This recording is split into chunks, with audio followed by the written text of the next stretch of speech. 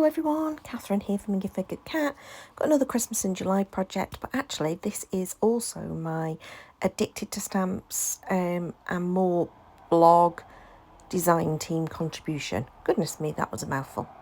So our theme is, fortunately for me, given I'm doing Christmas in July, Christmas for this week. So it's going to be a twofer, as in I'm going to do two different types of thing in terms of my projects, but actually I'm going to make 3 cards in total. I've had these Papermania papers in my stash for ages, and the one that I'm currently working with there, you can see, is actually like a fabric paper, so it's not even a paper. I've just had them for ages, so I decided to make 3 tall slimline type cards. And decided to add a little bit of sewing onto each of them. I really didn't know where I was going with this. I just grabbed the papers and started playing. When I do sewing on paper, when I'm doing hand sewing, I tend to use a template. I tend to use these stitching piercing templates that I got from Stampin' Up years and years and years ago, just to try and keep my distance between the stitches similar, etc. That's how I tend to do it.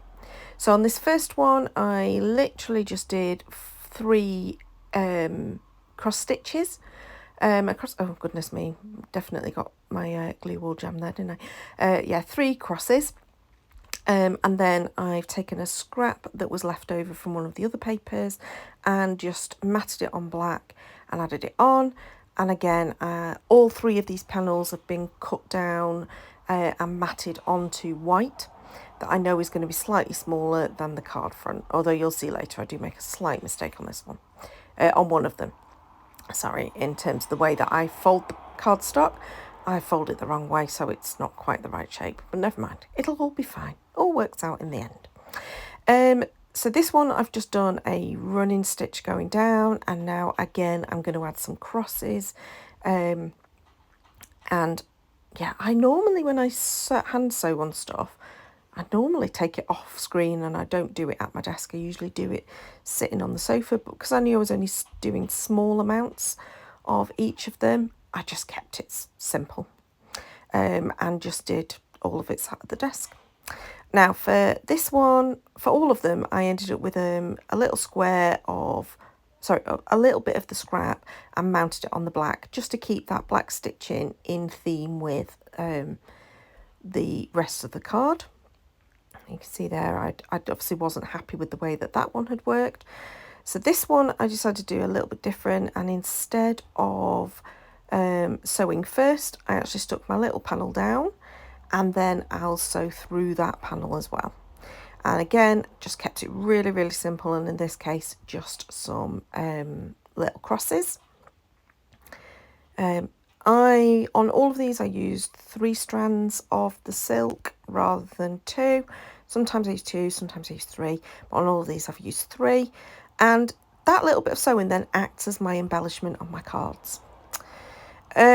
So my focal point, I wanted to use these gorgeous Avery Elle stamps, and this is my only Father Christmas stamp I think I now own. And I love him, he's so cute, and I struggle with Father Christmases to find ones that I really like. So in some ways, the more simplistic, the better, even though I don't make cutesy simplistic cards very often.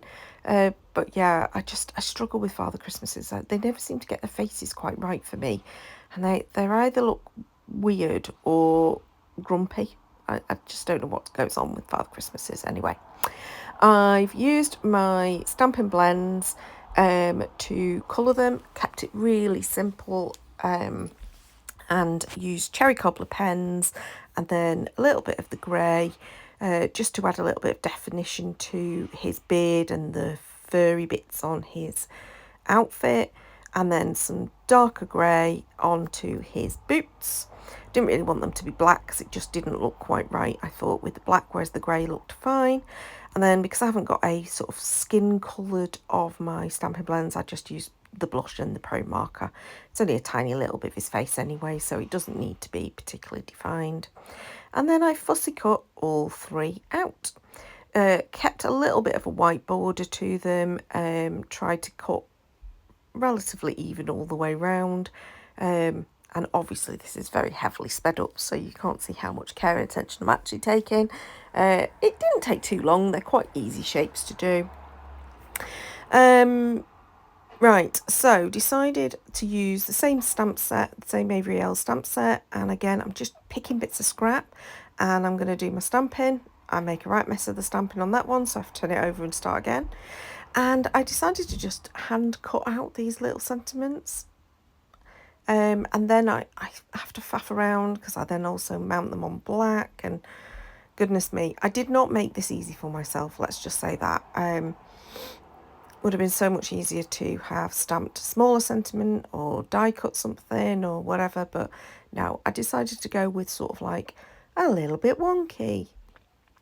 So again, I'm still using those scraps of black. I didn't cut into any new cardstock for these apart from for the card blanks itself.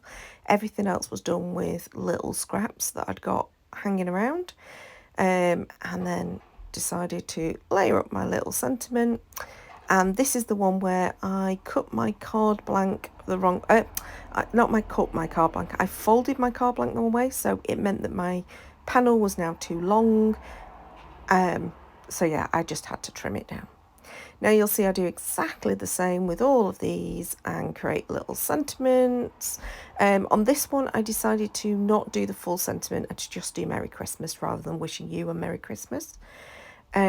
I just decided it didn't quite have the right amount of space for it to look right, and I ummed and ahed about how to do it, but I ended up just sticking it all on that main panel.